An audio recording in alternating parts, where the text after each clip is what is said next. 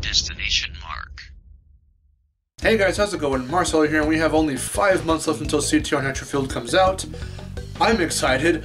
However, there aren't a whole lot of things to really talk about with Nitro-Fueled right now because we still just have the one trailer and a couple screenshots to go off of. Some of those screenshots are new, but that's really all we have to go off of from Beanox themselves right now. However, I've come up with some stuff we can talk about, so that'll be the topic of this video and the next one preceding this. Also, I did a podcast with Miharu and Canadian Guy. You can check that out in the description down below. But yeah, like I did with Smash Bros. Ultimate, like I did with Spyro Reignited Trilogy, I have got some hopes and things that I'm kind of excited to see if they do, and we will see what happens in the future. So yeah, these are my personal top 5 hopes for CTR Nitro-Fueled. Let's go.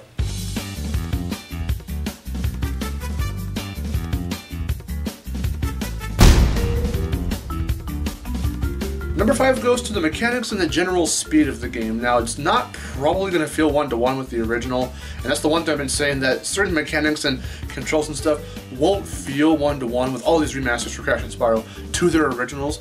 So don't really expect, off the bat, don't expect anything like that from this. If they can get it close, they can get it close, and that's awesome. Of course, that is something that's a hope in and of itself. But with the general speed being just how fast the game's going to feel, like you take, for example, because we have to compare with Mario Kart 8, it feels really good. The speed of everyone, is pretty okay.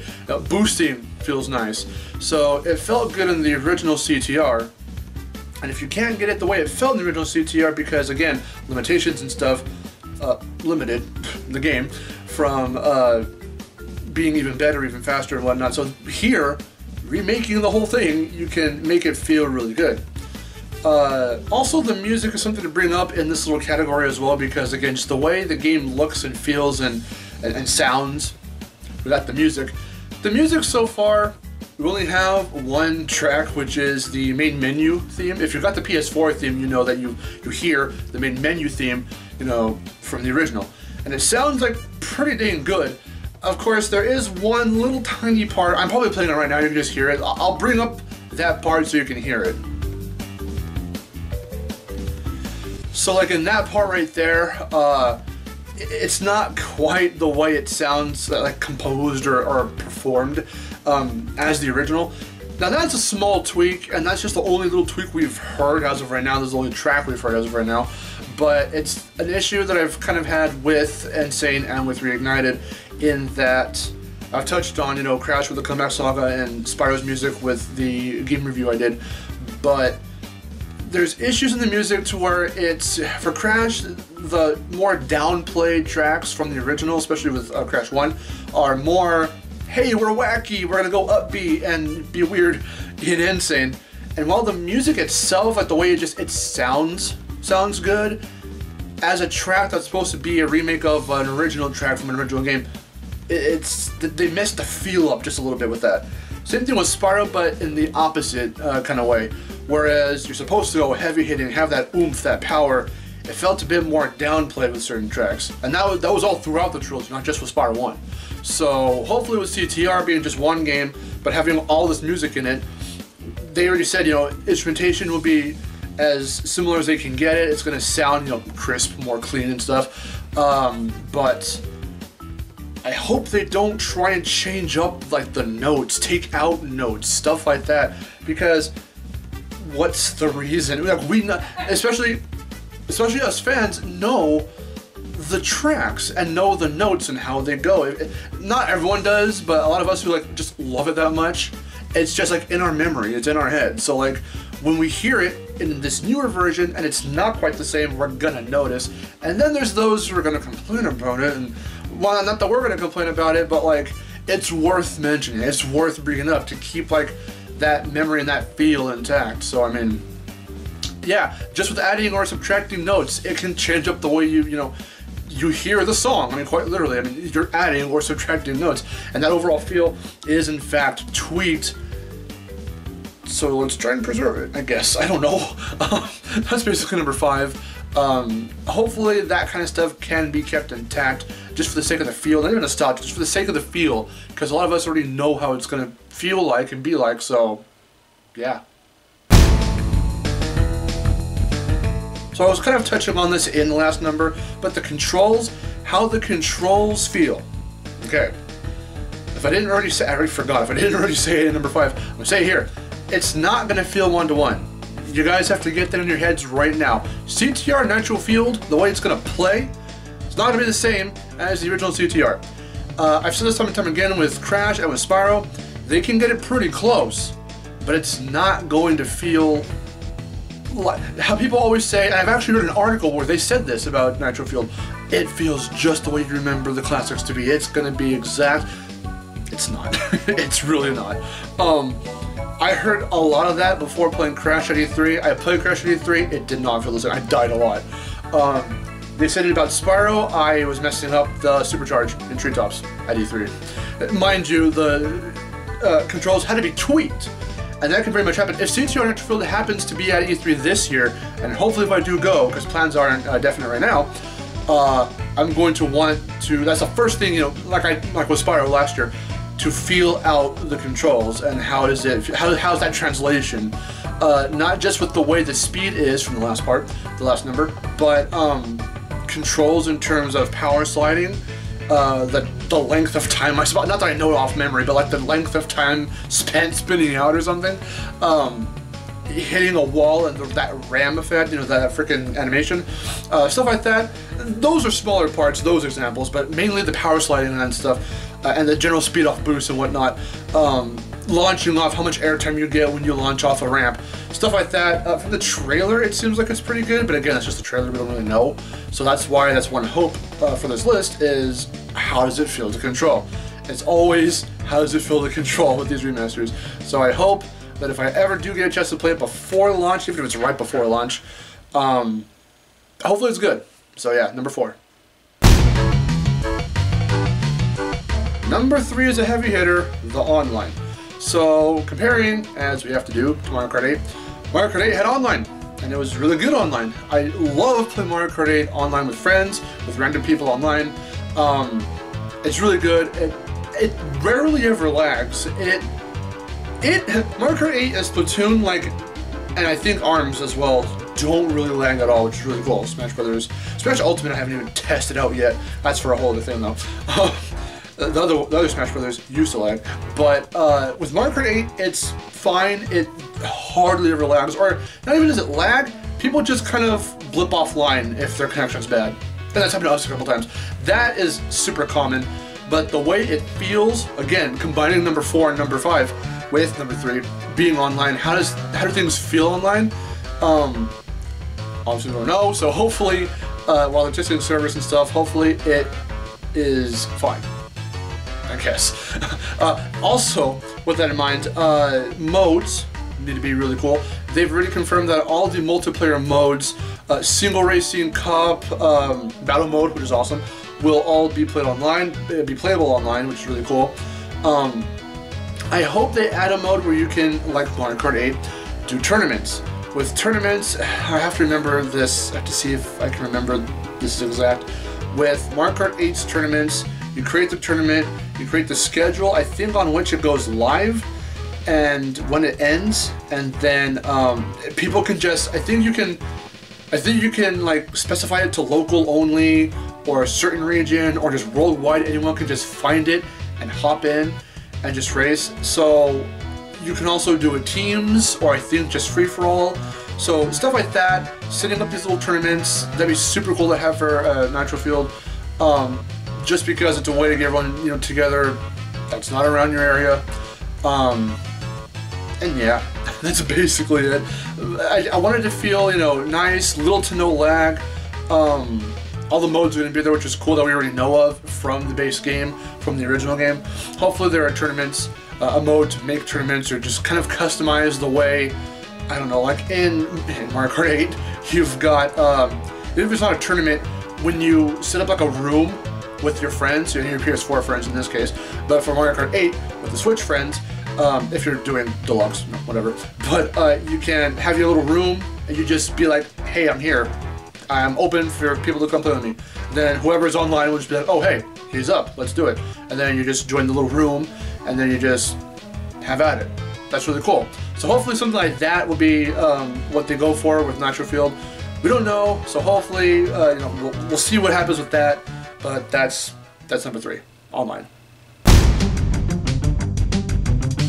So number 2 and number 1 kind of go hand in hand, but with number 2, I'm hoping that all the extra content, DLC stuff and whatever is jam-packed. Just all kinds of cool stuff. And because I already talked about the fact that we've got, I'm sure I've talked about it. Yeah, I totally have on the podcast. I've talked about that we've got post Naughty Dog stuff in this game, aka the carts from Nitro Kart. It's in the trailer. That's really cool. Let's kick that up a notch and go a little bit more all out with that post Naughty Dog stuff. You know, they're saying we've got new tracks, character costumes. The only other Crash game to have character costumes that was a racing game was Tag Team Racing. Pull some from there. That'd be cool. For carts, I don't know, some of those vehicles from Tag Team Racing. Racetracks is the biggest one because that means new cups. That means more options online. Hell, that doesn't even mean, you know, racetracks. That can mean battle courses too. So like, that'd be really cool to see, like something based off of Insane, like specifically, I suppose. I mean, since Insane's based off the original, whatever. But like, bring back the arenas from Nitro Kart. Bring back a couple of arenas from Tag Team Racing. So a lot of the racing games specifically, just because again, the whole theme is racing. You can pull from Nitro Kart as they already are, and pull from Tag Team Racing. So that'd be awesome. We've got the digital only, I think it's the frickin' Oxide season thing, whatever that is, edition. So I got that for my digital version, and then I pre-ordered it physically. But the fact that, you know, we've got Oxide playable, now let's see who else they could bring in. Tana, Brio, Koala Kong, those two have never been in a Crash racing game like at all. Not even the mobile ones. I don't think so anyway. That's how like fucking just off to the side they are in terms of like even spin-offs, and they're barely even in the main series as it is, the main platforming series in general. You know, even as crazy of like the trophy girls being playable, that'd be cool. I mean, because you can have one trophy girl that you're playing as, and then another one is the chick who's doing their thing as it goes to the podium. Or they can play with that idea and have it to where she's supposed to be the one at the podium, or like off to the side, so the camera pans in and there's no one, because it's like, wait, where are we? Oh wait, she's there and she won the race. Something like that, I don't know. But that'd be kind of cool. Little flares like that, that'd be awesome to see. What about Ya Panda? Who knows what I'm talking about? Ya Panda, bring her in, I don't fucking know. Or Trippo. Who's Trippo? He was never in a Crash game before. Supposed to be in CTR. Got cut. He's a cut character, and he was going to be, you know, his debut was going to be in CTR. Nowhere to be found. On the cutting room floor he went. So bring him in. That'd be friggin' awesome. And why not? Seeing as this is a culmination project with all of these things they were pulling from and they can pull from, and that, you know, read up on your history, do your homework on CTR, fix Penta Penguins, Penguin A1 and Penguin A2. Or leave them in, that'd be hilarious. I don't know. That'd be amazing. But, stuff like that needs to be tweaked, and obviously, that pretty much goes to like number 5 really on the list. I didn't mention it until now. But, characters, like, characters and racetracks are going to be the biggest things you could ever adapt and bring in here that haven't been in CTR specifically before. 2 of which I'm going to bring up in number 1 for a very specific reason. So let's go to number 1. My number 1 hope for CTR Nitro-Fueled is for this to finally be the catalyst, the transitional period from all these remasters and whatnot to a new game. Case in point, with Nitro Kart being shown off already and being represented in CTR with the carts and everything, like I was saying in number 2, how about characters? How about Crunch and Nina, for example? Nina was supposed to be in Nitro Kart before being in Purple as her debut. So, but like licensing, whatever is in the company is doing whatever, that was why she was saved for Purple. But by bringing characters like them in, because they've been mainstays since, you know, Crunch, since Wrath of Cortex, and Nina since Purple, having them in a game like this, not just for us because we know them, but the fact that if you bring those, you know, soon to be, in terms of the timeline, main characters, since they weren't in CTR and weren't introduced around the time of CTR, so bringing them back into this kind of, you know, remaster here will have that'll be the reintroduction for newcomers to be like, who are these guys? You know, we haven't seen them in and saying, who are these guys? So to bring them in this culmination project right here in Nitro-Fueled, have them established, re-established, for the newer audience who loved Insane, you can then transition them and everything we've known from Insane and whatnot into a new game after that. That'd be cool. So hopefully, with everything we're seeing here, like, kind of unfold, I'm hoping that this will indeed be like the end of that the full rest of the mile of the transition between having Crash in this remastered nostalgia-based form and then having new games, and you can bring Crunch in to a new game, or Nina back as a villain into a new game, and the newcomers to the series won't be lost on who they are. So them specifically, because they're the only two of the cast I can think off the top of my head that were like really new, that were not Naughty Dog creations, and they stayed with the Naughty Dog cast. So yeah, I mean, there's no harm in it, obviously, and it's not like CTR was that important in the timeline because it's a spin-off. So I mean, why not bring them in? They're already bringing in the carts from Nitro Kart, and with all these other things they're planning and promising, they're gonna pull more from Nitro Kart, and even hopefully from Tag Team Racing. So we'll see where that goes, but this can mean not just make it. That means that CTR Nitro-Fueled is not a base remaster. We talked about this on the podcast. It's not a base remaster. It's a base remaster in the fact of we're getting the base experience, but then they're adding layers on top of that. They're adding new stuff, and that's really cool. That doesn't just mean though that we're just gonna throw stuff in because they can throw in, you know, entirely original stuff as well. But by specifically bringing in, you know, it's a celebration. It's celebrating after Naughty Dog, which we haven't really seen in a very long time, and Insane was there to specifically celebrate Naughty Dog. Technically, so is this one on the baseline of it, but then by adding in all this other stuff, it's celebrating, if it chooses to, that's what I'm saying, like hopefully they pull from other games to make it a true culmination project, not just a base remaster. That's where people need to like stop and, you know, think, oh, okay, I can see that, because if you're thinking at this point that it's just, oh, why bother buying Nitro-Fueled? It's just fucking CTR remastered. No, it doesn't have to be. Not if Beanox plays their cards right, and with 5 months of production left, technically not even exactly 5 months, less than that really, they can pull something magical like that and do that essentially. I mean, where's the harm in it really? I mean, I can only see it as a good move, a clever move, because it can reintroduce elements post Naughty Dog, not just to celebrate, but to set up. So if VV is in fact doing something new, seeing as, let's just talk about it right now, Activision has split with Bungie from Destiny, and if you remember, Vicarious Visions was split between doing Insane and doing Destiny 2 stuff. So now that they've got this clean slate of, they're working on something, I'm sure they're really busy on something right now, unannounced, it could be a Crash thing. It really, really could be a Crash thing. And with that said, they could be looking at, you know, they probably planned this from the get-go to pass this particular remaster over to Beanox. So they, by the way, the list is done. So we can go ahead and have that there.